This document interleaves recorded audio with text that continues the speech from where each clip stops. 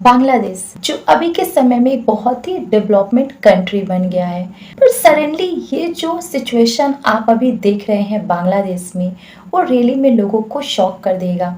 तो सिंपल सी बात है कि कोई भी देश की कंडीशन एक दिन में खराब नहीं होती है, ये एक लंबा प्रोसेस होता है।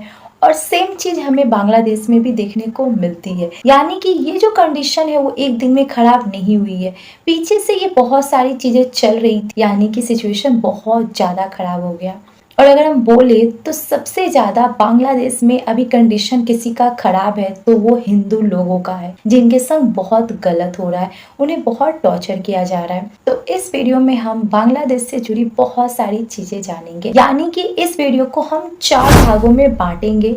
पहला जो भाग होगा वो हम जानेंगे कि बांग्लादेश में अभी जो कंडीशन है वो कैसा चल रहा है। दूसरा जो हम कवर करेंगे, बांग्लादेश की इकोनॉमिक सिचुएशन क्या है। अगला जो पॉइंट हम कवर करेंगे कि बांग्लादेश के जो हिंदू है उनका जीवन कैसा है और कैसे हुआ, उसके पीछे क्या हिस्ट्री है, उसको भी हम जानेंगे। और अगला जो हम पॉइंट कवर करेंगे इसमें कि बांग्लादेश में जो कंडीशन अभी चल रहा है उससे भारत को क्या सीख लेनी चाहिए और क्या चीजें हमें रिपीट नहीं करनी चाहिए। तो पहले भाग में ये है, तो बांग्लादेश जो है दक्षिण एशिया का एक राष्ट्र है और साथ में दक्षिण में बंगाल की खाड़ी है। और ये जो देश है दुनिया का 8वां सबसे अधिक आबादी वाला देश है, जिसकी आबादी 16.4 करोड़ से भी अधिक है। और इसकी हिस्ट्री की अगर हम बात करें तो बांग्लादेश जो है वो काफी पुराना देश, और अभी जो भारत है ना, इसका अधिकांश जो भाग है ना वो पूर्वी क्षेत्र का भी बंगाल के नाम से जाना जाता था। और बौद्ध ग्रंथों के अनुसार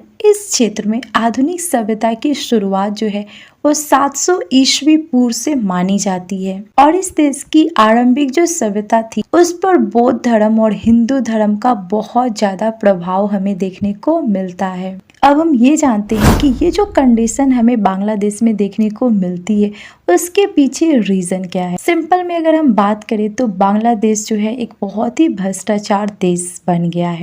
और प्रमुख रैंकिंग संस्थाओं के अनुसार बांग्लादेश जो है वो नियमित रूप से दुनिया में सबसे ज्यादा भ्रष्टाचार देशों में से एक माना जाता है। पर इसे रोकने के लिए 2001 में कुछ कानून बनाए गए कि इस तरह के भ्रष्टाचार को रोका जाए, पर इस पे कुछ खास ध्यान लोगों ने नहीं दिया। और इस बात की किसी ने कल्पना भी नहीं की होगी कि 15 साल के सत्ता में रहने वाली प्रधानमंत्री शेख हसीना को अपने ही देश को छोड़कर भागना पड़ेगा। और बांग्लादेश के इतिहास में यह पहली बार ऐसी घटना हुई कि कोई प्रधानमंत्री जो है देश छोड़कर अपनी जान को बचाने के लिए दूसरे देश में आके रह रहा है। और ये लोगों के लिए शॉकिंग इसलिए है कि इसी साल प्रधानमंत्री शेख हसीना ने जनवरी में अच्छे से चुनाव यानी कि 2/3 वोट से जीता था। तो ये लोगों के लिए बहुत ही शॉकिंग है कि 7-8 महीने में क्या हो गए कि ये कंडीशन उनको देखना पड़ गया।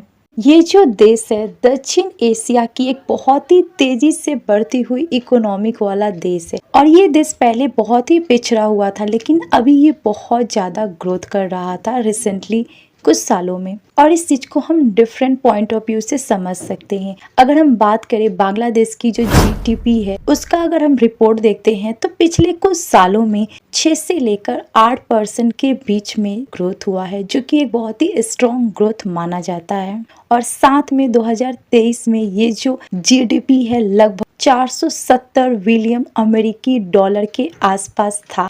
अब अगर हम दूसरे पॉइंट ऑफ व्यू से इसको समझे तो बांग्लादेश की जो कृषि है ये जो है इसके इकोनॉमिक में बहुत ज्यादा इम्पोर्टेंट रोल निभाती है। पर हाँ, कुछ सालों में ये जो है थोड़ी सी घट गई है।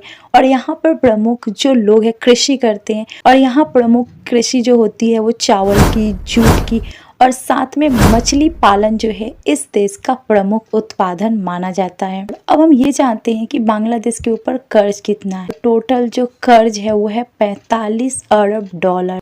और बांग्लादेश जो है वो रियली में एक बहुत ही सुंदर प्राकृतिक वाला देश है। पर यहाँ पर भी बहुत सारी चीज़ों में कमी है जिसको अभी भी सॉल्व पूरी तरह से नहीं किया गया है। सिर्फ 40% लोगों के पास पानी जो है सुरक्षित रूप से नहीं पहुँचता है और ना ही क्लीन, और साथ ही में 68% के पास सुरक्षित शौचालय नहीं है। यानी कि ये सब की कमी है और भी बहुत सारी चीज़ों की कमी है। अब हम बात कर लेते हैं कि बांग्लादेश में कितने मुस्लिम लोगों की आबादी है। तो देखिए, बांग्लादेश जो है एक मुस्लिम देश है और यहाँ इस्लाम धर्म प्रमुख माना जाता है।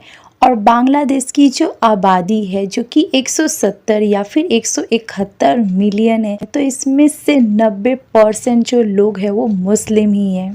और वहीं पर अगर हम बात करें कि हिंदू कितने लोग बांग्लादेश में रहते हैं, तो बांग्लादेश जो है वो मुस्लिम देश तो है ही। 1.3 से लेकर 1.5 करोड़ जो है वो हिंदू लोग ही रहते हैं। और ओवरऑल अगर हम बात करें तो बांग्लादेश अभी बहुत ही विकसित एक देश बनते जा रहा था। अब हम वीडियो के तीसरे चैप्टर में आते हैं कि बांग्लादेश में जो हिंदू रहते हैं उनका कंडीशन क्या है, उनका जीवन क्या है। यहाँ पर जो हिंदू लोग रहते हैं उन्हें बहुत तरह की कठिनाइयों का सामना करना पड़ता है। जैसे कि अगर हम बात करें तो पाकिस्तान में जो हिंदू लोग रहते हैं तो उनके संग जो टॉर्चर होता है सेम यहाँ पर भी हमें देखने को मिलती है।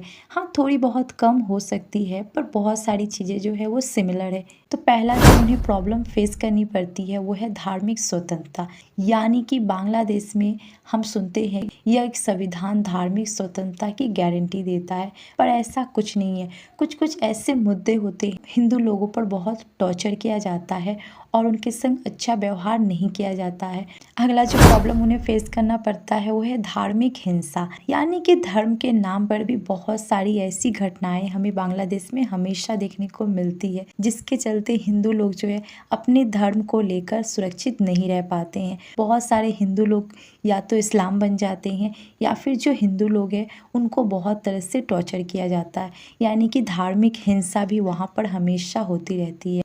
पर फिर भी इसी बीच में वो जो हिंदू लोग हैं अपनी संस्कृति और परंपरा को बचाए रखते हैं।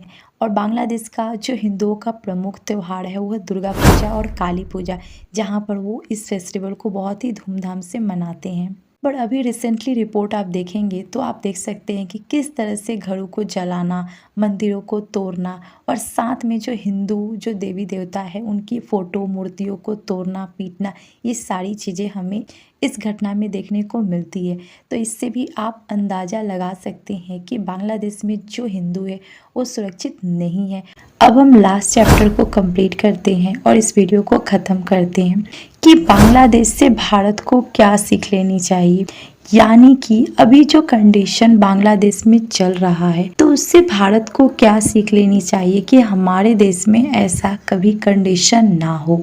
क्योंकि हमारा भी देश जो है जहाँ बहुत धर्मों के लोग रहते हैं और बहुत ज़्यादा डेवलपमेंट भी हो रहा है, और कुछ एरिया हमारे भी देश में भी जो है जिसके चलते लड़ाइयाँ होती रहती है, तो उसमें हमें सुधार करने की ज़रूरत है। कि जो कंडीशन अभी बांग्लादेश में है, जाति पात या फिर रिलीजियस के नाम पे जो अभी लड़ाइयाँ चल रही है, जो एक तरह से लोगों के बीच में जो चीज़ें चल रही है वो भारत में ना हो। तो उसके लिए हमें सभी समुदायों का विकास होना ज़रूरी है। स्पेशली धर्म को लेकर लड़ाई ना करना, और भी बहुत सारी एरिया में भारत को भी बांग्लादेश से सीखनी चाहिए और इस गलती को रिपीट नहीं करनी चाहिए और किसी के साथ भेदभाव ना करे। नहीं तो वो जनता का जो पावर है वो बहुत बड़ा है और जनता कुछ भी कर सकती है। अब आप मुझे कमेंट में ज़रूर बताना कि आपके अकॉर्डिंग बांग्लादेश से भारत को क्या सीख लेनी चाहिए। और वीडियो देखने के लिए दिल से थैंक यू सो मच।